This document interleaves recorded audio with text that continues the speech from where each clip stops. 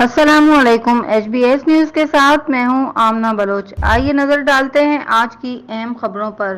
Report کر رہے ہیں حیدرآباد سے بیورو رپورٹ کامران علی کھیڑو کی رپورٹ مطابق سید ناصر حسین شاہ کا قاسم آباد سیوریج 1 اور 2 کا دورہ۔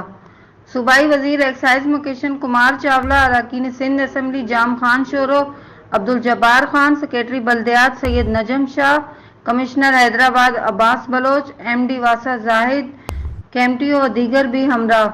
سیوریج پروجیکٹ کا مکمل کیا جائے، سید ناصر شاہ کی واسا کو ہدایت۔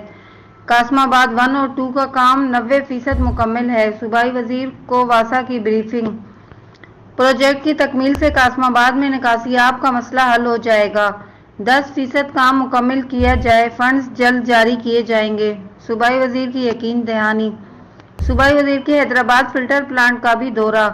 فلٹر پلانٹ کو فل کیپیسٹی پر چلایا جائے، صوبائی وزیر بلدیات۔ فلٹر پلانٹ کی گنجائش 50 MGD روزانہ ہے، لیکن اس وقت 30 MGD روزانہ شہر کو پانی سپلائی کیا جاتا ہے۔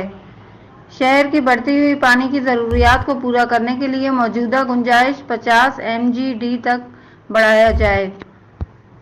پانی کی فراہمی کے لیے لائنیں لگائی جائیں اور پرانے فلٹر پلانٹ کی مرمت کا جو کام رہتا ہے مکمل کرکے شہریوں کو پانی کی فراہمی یقینی بنائی جائے، سید ناصر حسین شاہ۔